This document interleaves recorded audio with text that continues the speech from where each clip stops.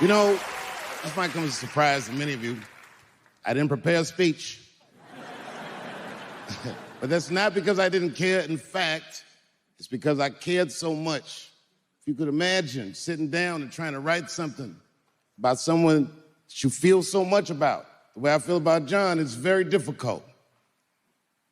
I won this prize 2 years ago, and I'm imagining, John, that this is a surreal experience. I imagine you probably didn't even give a till last night.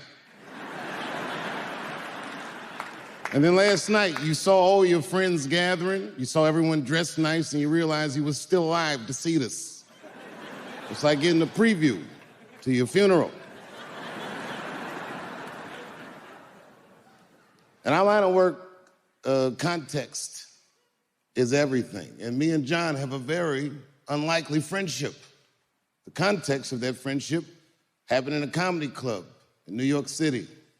John being 10 years my senior, I was 17. The first time I saw Jon Stewart, right before he walked in the door, I heard two waitresses at the club talking about how handsome he was. And then they go, oh my God, there he goes. And I looked over and I said, hey, he's all right.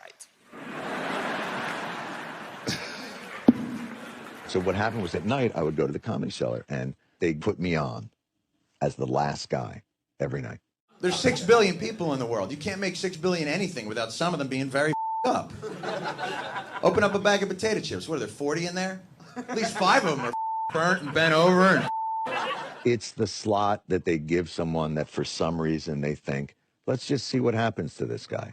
The thing I remember, being 17 in an adult world trying to make something of myself, is how kind he was. People like John made me feel safer. He's a friendly guy. Now, the early part of any comedian's career is embarrassing in hindsight because so many of us imitate our influences or try on different personalities to see what works. But John he's been the same since the very first time I met him, nice and present. In 1999, he got The Daily Show. That show languished for 3 years before he got it. No disrespect to Craig Kilburn, but you know what I mean? Yuck.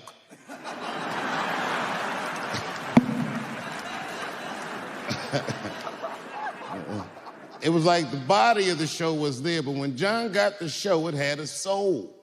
It made people take notice. And in 2002, suddenly, somehow, he became the most popular news show on television. Actually, I know how. He had a good lead-in, Chappelle Show.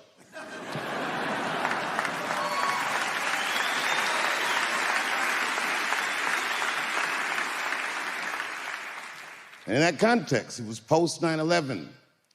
My career was the first time that I can really remember that there was a stove too hot to touch.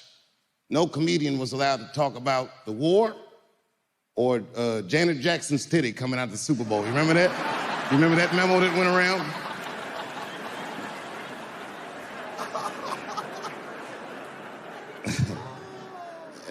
As we've all learned in our lives, wartime is crazy in America. They do what Noam Chomsky called manufactured consent, and the news was off the chain. And John was the only voice that helped people decipher that madness. It was a really remarkable thing to watch. We told you that it wasn't going to go so well. Yes, we called it shock and awe, but we meant that in the way of you'll be shocked at how it doesn't go so well. And that will make you say, oh. He's been a great friend to me. I'm not here because I love Jon Stewart. I'm here because he loves me. Because there's never been a time that I called on him and asked him for his help that he wasn't the first responder. When it was half-baked and I was doing my first movie and I needed a celebrity lift, John was the first one to say, I'll do it. I don't even know if you smoke weed. You seem like a coke guy.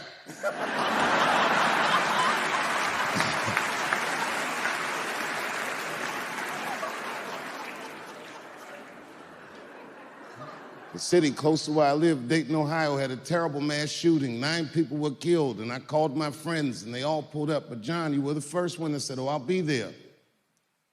And just days after that massacre, we took that neighborhood and made a much better memory for them.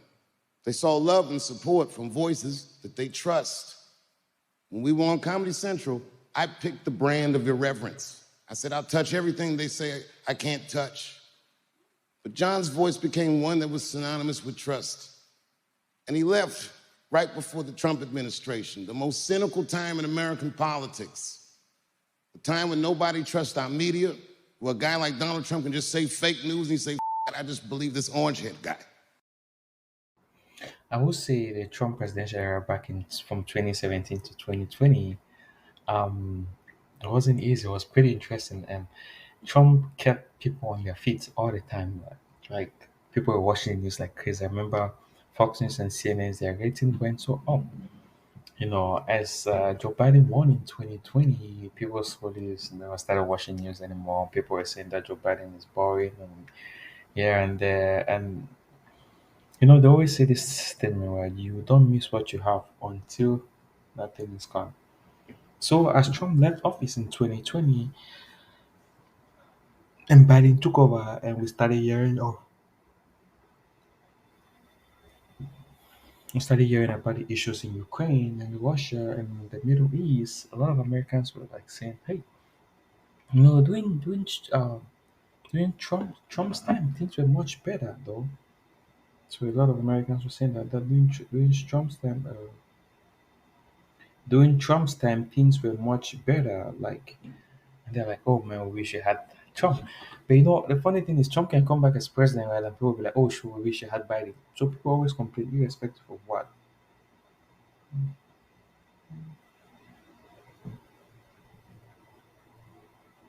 Irrespective of what, people will always complain. I think the thing is, we should learn how to find a common ground, right, with somebody. We know that we'll never have a president that is perfect, but have a president that wants to see the nation grow, wants to see the nation improve, wants to see the nation move ahead. I think is the most important thing. We're in 2024 elections now, and we don't know if it will be Trump that win or if it will be Kamala Harris. But at the end of the day, patriotic, want to see the nation move forward, puts the nation first. It's something that is very, very important. Also, foster peace and peace in the world. We have a lot of ongoing wars happening. So, peace in the world will be something that we really want to see. All right, let's continue listening to what Dave Chappelle is saying still about Trump too. I think so. Watch. And we miss you very much.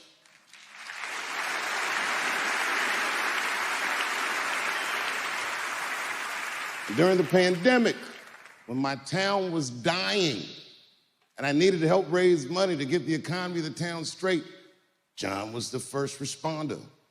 He was terrified of COVID, and he got on a plane anyway after his friends had died, and he lost loved ones. He had the courage to get on a plane. He came out and met me, and we did shows that whole weekend. And every comic who came out there had been off for at least 100 nights.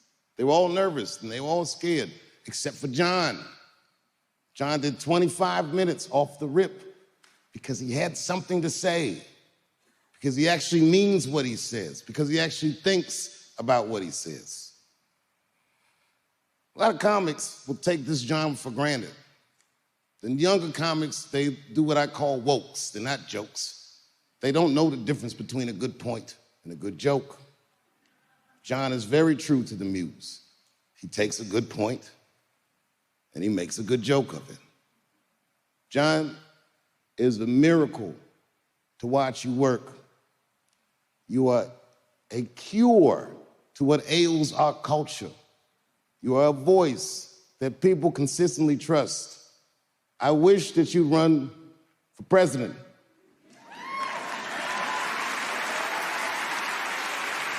But I imagine that would be hard for a Coke guy to do.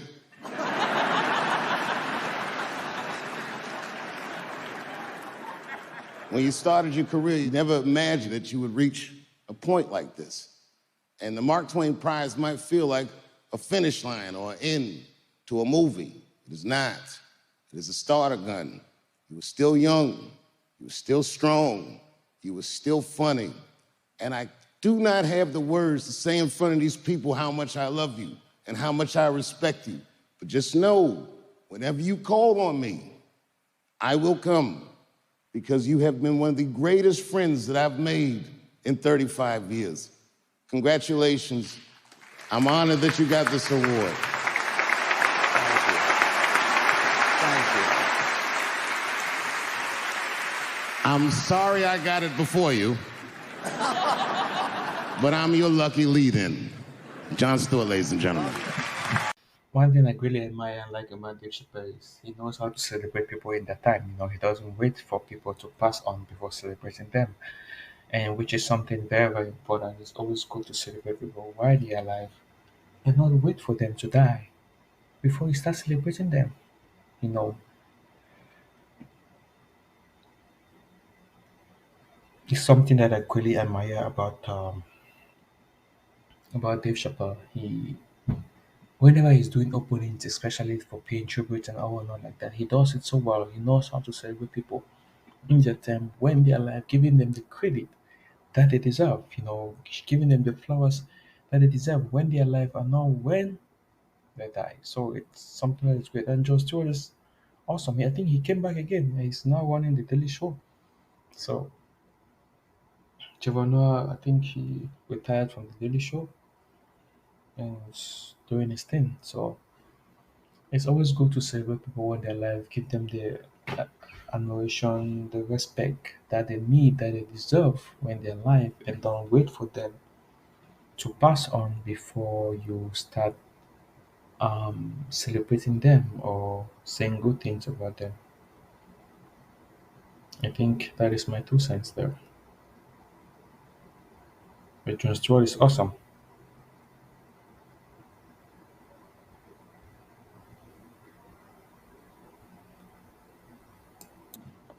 It's nice to celebrate people, especially when they're alive.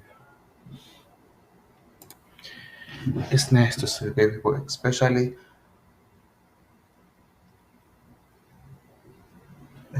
when they're alive and not waiting for them to pass on before you celebrate them. And it's something that Dave Chappelle does, and he does it very, very well, which I greatly admire and respect seeing him do.